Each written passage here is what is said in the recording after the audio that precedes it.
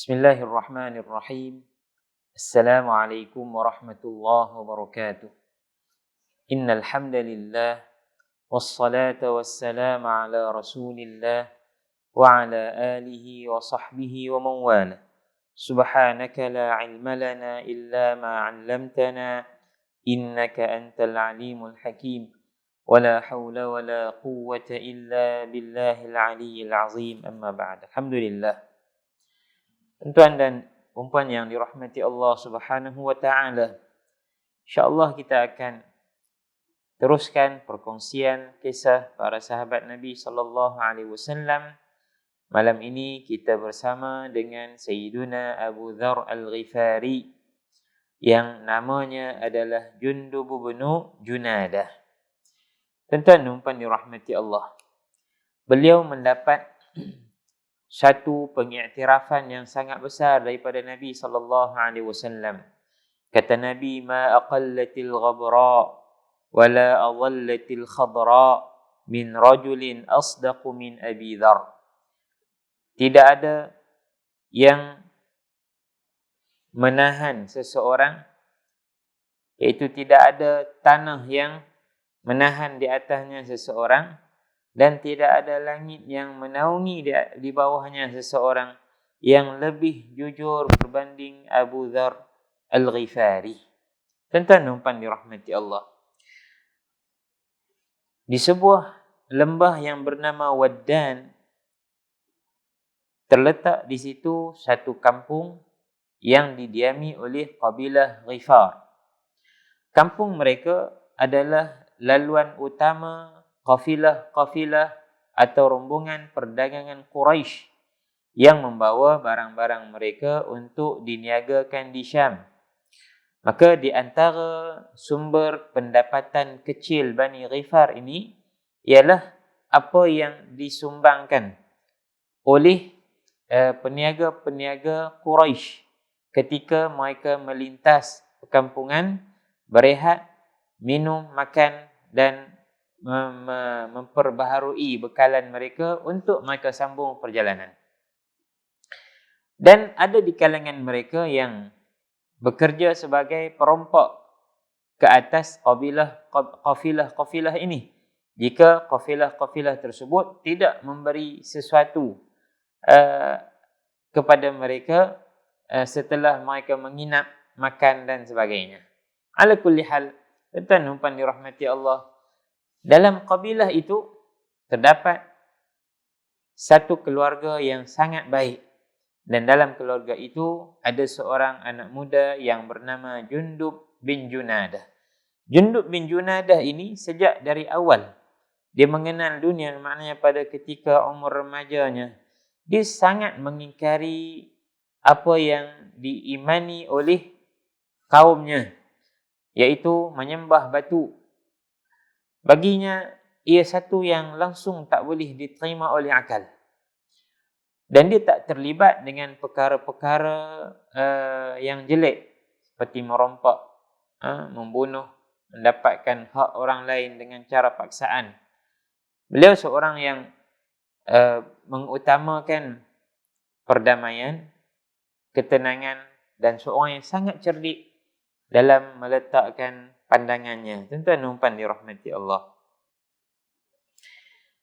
Dan beliau selalu ternanti-nanti, adakah di sana akan muncul orang yang akan membantunya keluar daripada apa yang dia rasa begitu sesak nafasnya, begitu sempit dadanya ketika melihat kaumnya menyembah batu.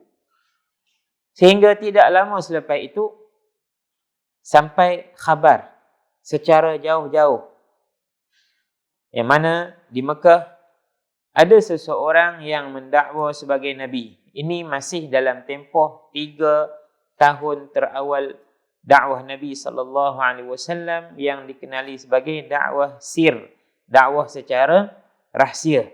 Dalam rahsia-rahsia itu biasalah tuan-tuan dirahmati Allah, ada juga yang terlepas sehingga khabar itu dibawa mulut oleh peniaga-peniaga Quraisy yang singgah di perkampungan Ghifar, lalu didengari oleh Abu Dzar. Bila dengar, dia tak keruan. Maknanya tak boleh duduk. Maka untuk dia tinggal kampung dia ada tugasan. Ada keluarga yang dia kena jaga. Lalu dia pun kata kepada adiknya yang bernama Anis. Dia kata, wahai Anis, boleh tak engkau pergi ke Mekah? Tengok Ustaz. Dapatkan Ustaz berita tentang lelaki yang mendakwa bahawa dia adalah seorang Nabi. Dan wahyu turun kepadanya daripada langit. Dan engkau dengarlah sesuatu daripadanya. Kemudian bawa pulang kepada aku. Adik dia pun kata, tak apa, baik abang. Dia pun pergi. Sampai di Mekah, Anis ini bertemu dengan Nabi SAW. Mendengar daripadanya. Dan mendapat khabar berita daripada orang Mekah. Terus dia pulang ke kampungnya Ghifar. Dan memberitahu saudaranya, itu abangnya Jundub. Dia kata, aku telah melihat seorang yang mengajak kepada akhlak yang mulia.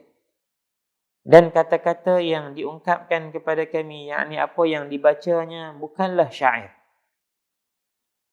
Lalu kata Abu Dhar, apa yang orang kata dekat dia? Kata mereka kepadanya, innahu sahirun wa kahinun wa syair. Dia pun kata kat dia, ni tukang sihir, penyair, tukang tilik lah, kena hasut jin dan sebagainya. Kata Abu Dhar, demi Allah, berita yang kau bawa ni tak menenangkan hatiku, tidak menunaikan hajatku, dan tidak mencukupi untuk aku berasa bersemangat dengannya. Maknanya aku kena pergi sendiri. Terus dia kata, boleh tak engkau duduk Ustaz di rumah aku, tengok Ustaz ahli keluarga aku akan pergi ke Mekah. Dia bekalkan bersama dengannya hanya satu uncang kecil yang diisi air. Qirbah. Qirbah ni kulit binatang yang dijahit, kemudian dia masukkan air. Lalu dia terus pergi ke Mekah. Sampai di Mekah, tuan-tuan dan puan dirahmati Allah, dia masuk dalam keadaan menyembunyikan identitinya dan tidak bercakap dengan siapa. Kerana dia tahu Quraisy memang duk marah sangat dekat Nabi SAW. Maka siapa saja yang main Mekah bunyi nak jumpa Muhammad, daripada awal dia tak boleh jumpa.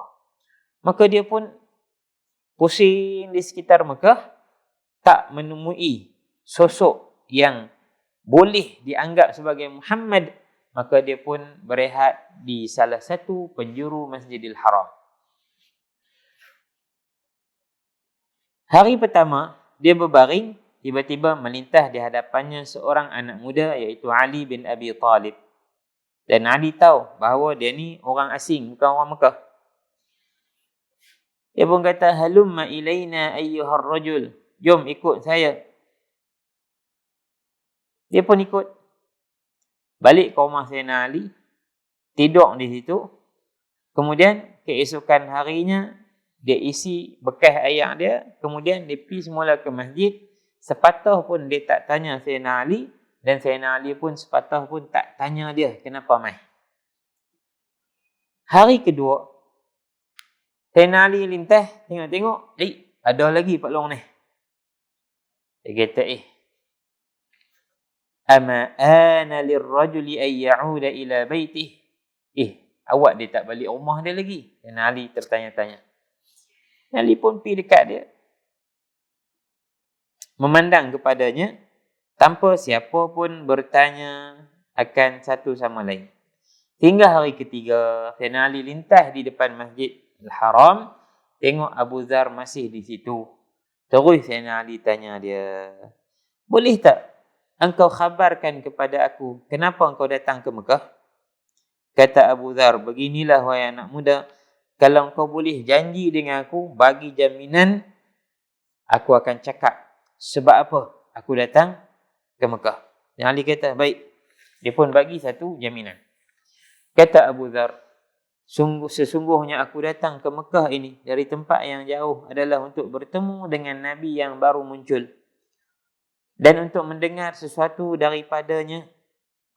Ketika itu, bercahayalah wajah Sayyidina Ali. Berseri-seri wajahnya. Kenapa? Ya, ada orang mempertaruhkan nyawanya, bersusah payah datang daripada jauh untuk mendengar daripada Nabi SAW ketika Quraisy yang hidup bersama dengan Nabi memekakkan telinga mereka daripada mendengar daripada Nabi SAW. Maka kata Sayyidina Ali, wallahi innahu la Rasulullah haqqan. Benarlah dia adalah Rasulullah. Sayyidina Ali pun cerita. Kata Sayyidina Ali, beginilah malam ni kau bermalam semula, esok pagi gelap-gelap engkau ekori aku dari jauh. Kalau ketika itu ada orang melintas, aku akan berhenti seolah-olah aku sedang minum air atau tuang air basuh tangan. Dan kau hendaklah berhenti juga. Bila aku berjalan, kau berjalan. Baik, sepakat. Esok, mereka pun pagi-pagi keluar dari jauh. Sayyidina Abu Dhar mengikori Sayyidina Ali sehinggalah sampai ke rumah Nabi SAW. Ketika masuk ke dalam rumah Nabi SAW, Sayyidina Abu Dhar yang terlebih dahulu mengucapkan Assalamu alayka ya Rasulullah. Maka disebut dalam beberapa riwayat bahawa memberi salam cara Islam itu dimulakan oleh Sayyidina Abu Dhar.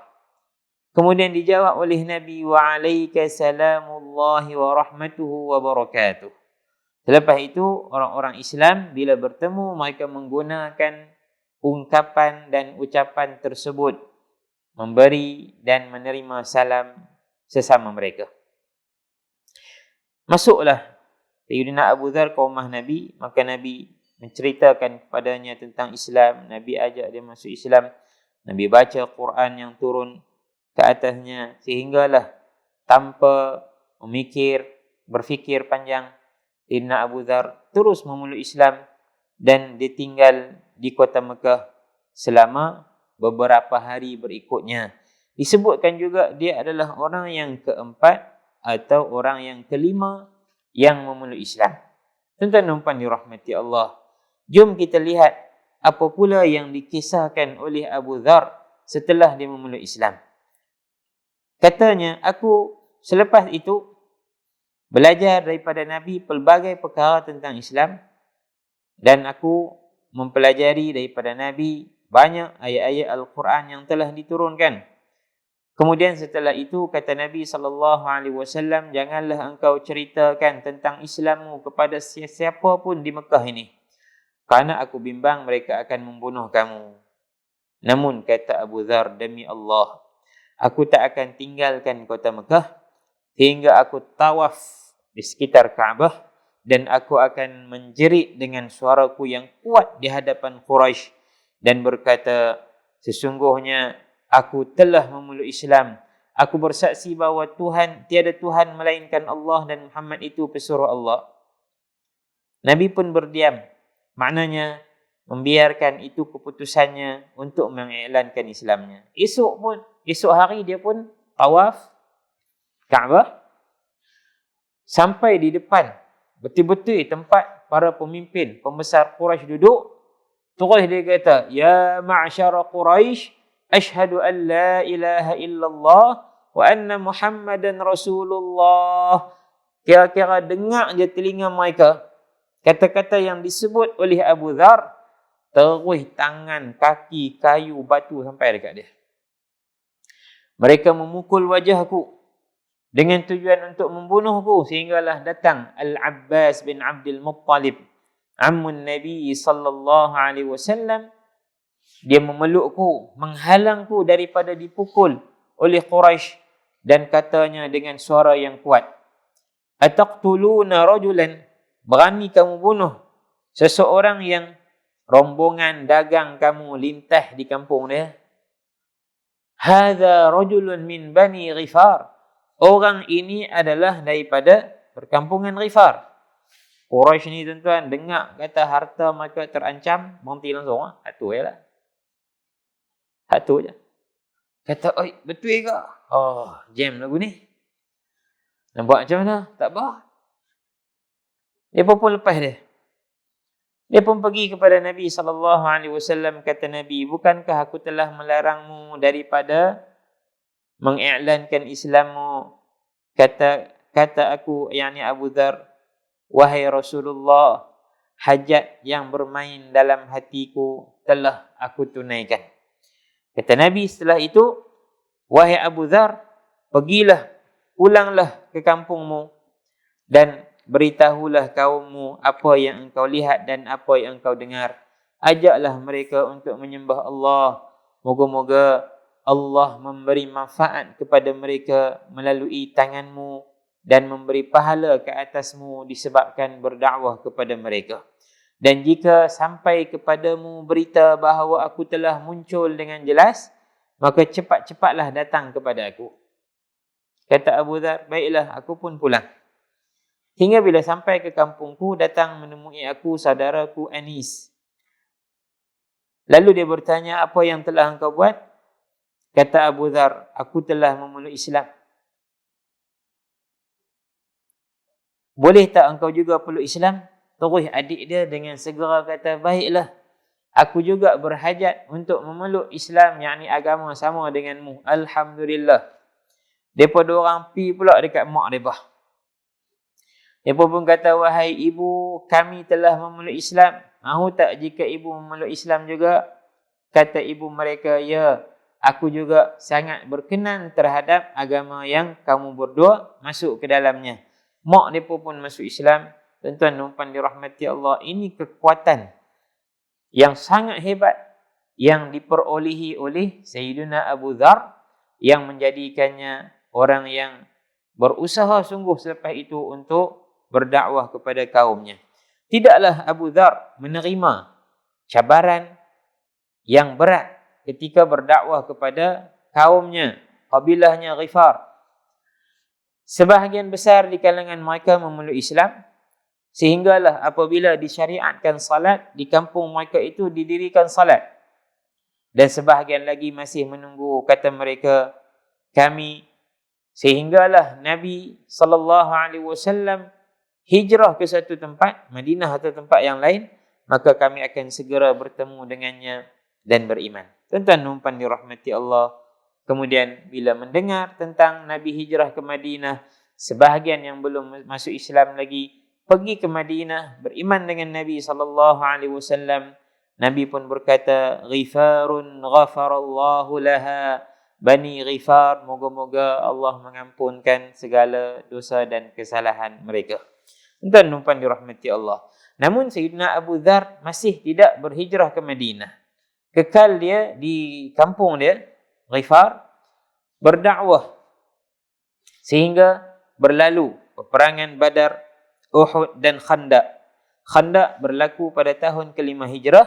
Setelah itu barulah dia datang ke Madinah dan dia benar-benar menumpukan hidupnya keseluruhannya kepada Nabi SAW, dan dia meminta izin daripada Nabi untuk menjadi khadam Nabi, sentiasa mendampingi Nabi, diizinkan baginya oleh Nabi kerana Nabi sangat menghargainya, kerana dia di kalangan orang yang terawal yang mempercayai Nabi ketika orang lain membenci dan mendustakan Nabi SAW.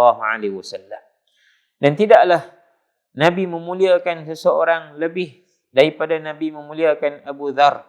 Para sahabat menceritakan, apabila Nabi SAW bertemu dengannya, Nabi akan segera menghulurkan tangan untuk bersalaman dengan Abu Dhar.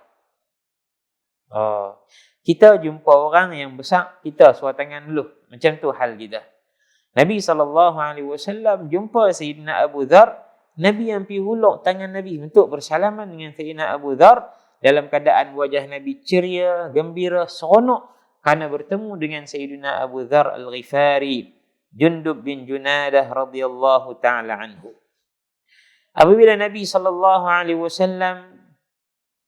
diangkat oleh Allah, yakni dipanggil pulang oleh Allah Subhanahu wa taala, wafat, Sayyidina Abu Dhar tidak mampu lagi untuk terus hidup dan menetap di Madinah.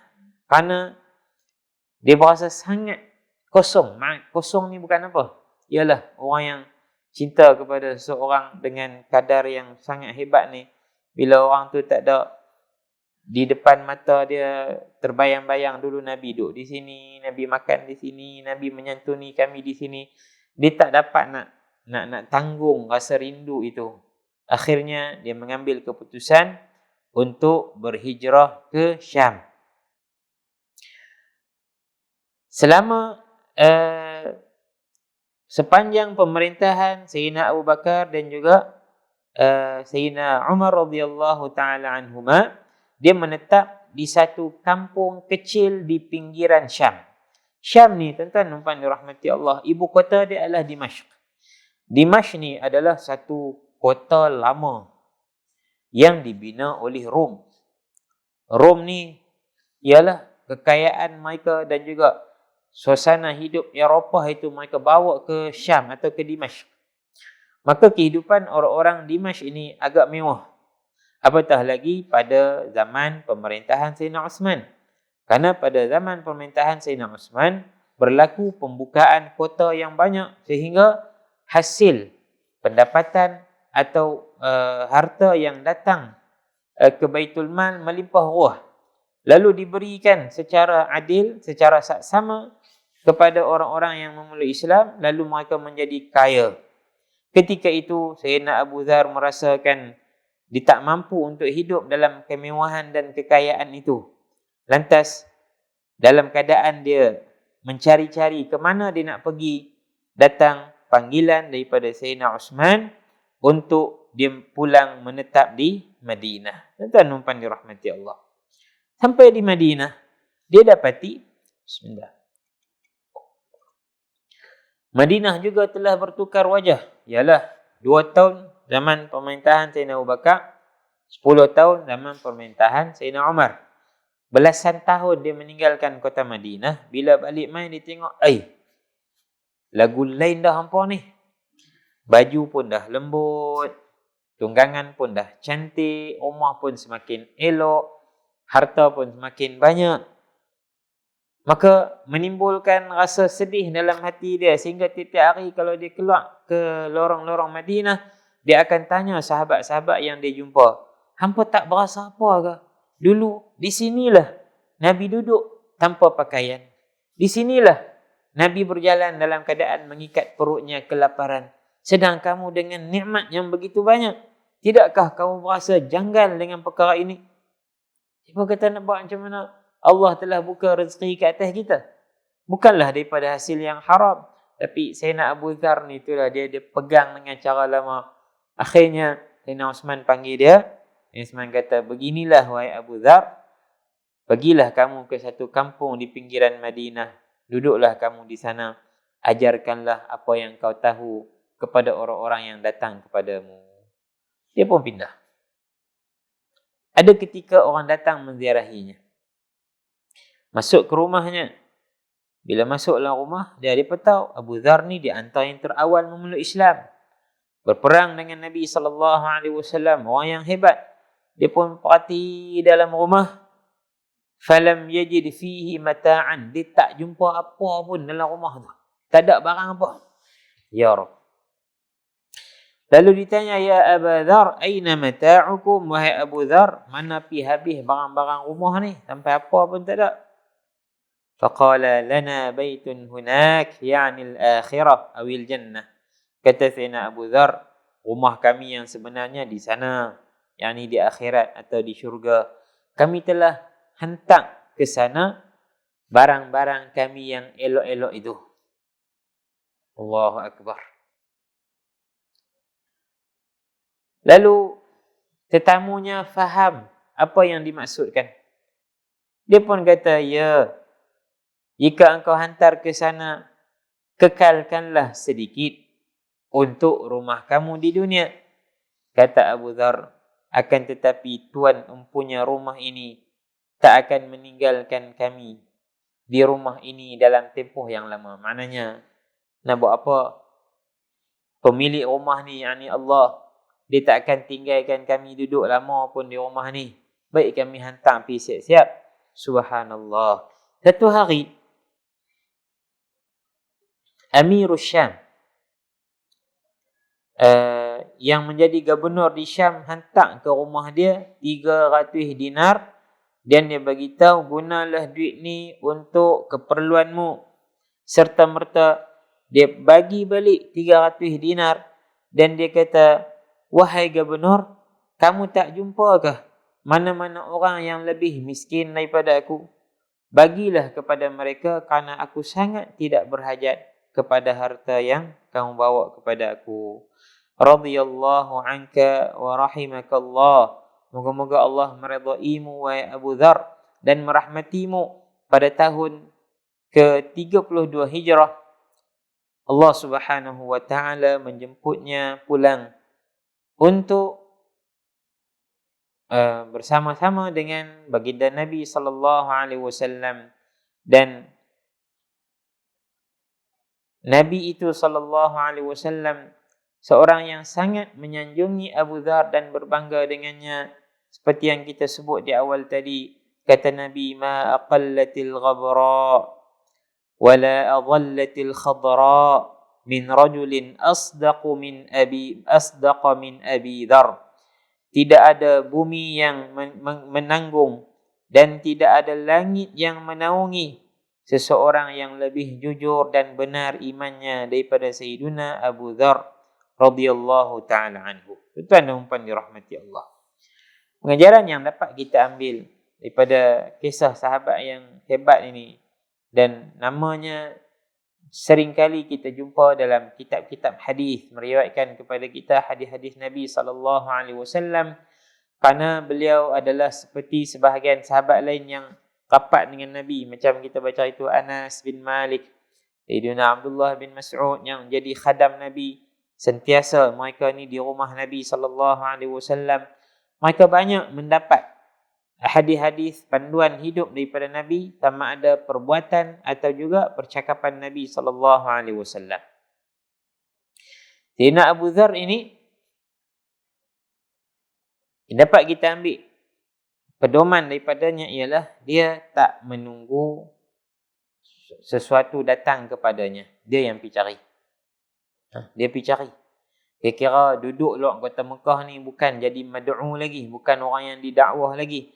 Tapi walau dia duduk luar, dengar ada Nabi diutuskan, dia pergi cari.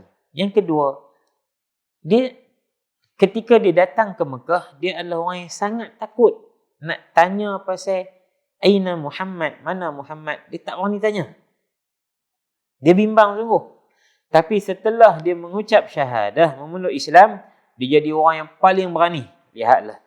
Keberanian itu datang daripada akidah. Sebab itu, kenapa umat Islam lemah, negara-negara Islam berada di bawah telunjuk musuh, adalah kerana akidah yang tidak kukuh. Apa yang bersimpui dalam hati orang Islam bukanlah kekuatan iman, tetapi pencarian dan perhambaan terhadap dunia. Kita nak maju macam orang, kononnya. Kita nak hebat macam orang, kononnya. Tapi kita tinggal Allah, lalu Allah tinggalkan kita. Tuan-tuan dan puan dirahmati Allah, Sayyidina Abu Dzar seorang yang sangat takut sebelum dia memeluk Islam. Setelah dia peluk Islam, dialah orang yang paling berani, sehingga dia terancam nyawanya, dipukul oleh Quraisy, mata-mata nak bagi tahu, ni aku dah ikut Islam, aku telah percaya kepada Muhammad sallallahu alaihi wasallam yang terakhir. Tuan-tuan dan puan dirahmati Allah, bukanlah sifat kerasnya terhadap kemewahan dunia itu adalah suatu keaiban dan dilarang ke atasnya, tidak. Tapi dia nak kekal menjadi contoh terhadap kezuhudan, terhadap apa-apa yang tak perlu berlebih-lebihan. Kerana dalam hidup kita kena ada contoh-contoh macam tu. Ya, kaya bukan dilarang dalam Islam.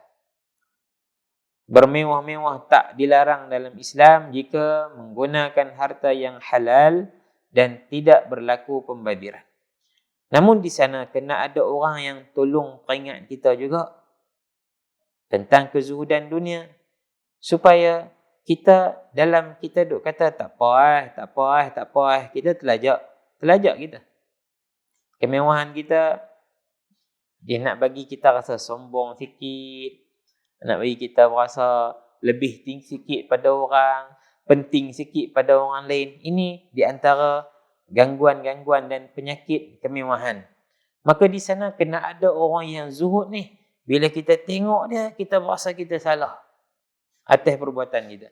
Bila kita dengar dia cakap, benarlah percakapannya. Kerana mereka adalah orang yang dekat dengan Allah Subhanahu wa ta'ala. Wallahu a'lam. Tuan-tuan dirahmati Allah. InsyaAllah jika Allah panjangkan umur, kita bersama dengan Sayyiduna Abdullah bin Ummi Maktum, seorang sahabat yang buta, memeluk Islam, dan Allah turunkan surah yang mengangkat kedudukannya, walau dia seorang yang buta, mengangkat kedudukannya berbanding pembesar-pembesar Quraisy, orang-orang kenamaan, tetapi mereka tidak Islam, mereka tidak beriman kepada Allah Subhanahu wa ta'ala. Wallahu a'lam. Sallallahu ala sayyidina Muhammad wa ala alihi wa sahbihi wa sallam. Walhamdulillahi rabbil alamin. Assalamualaikum warahmatullahi wabarakatuh.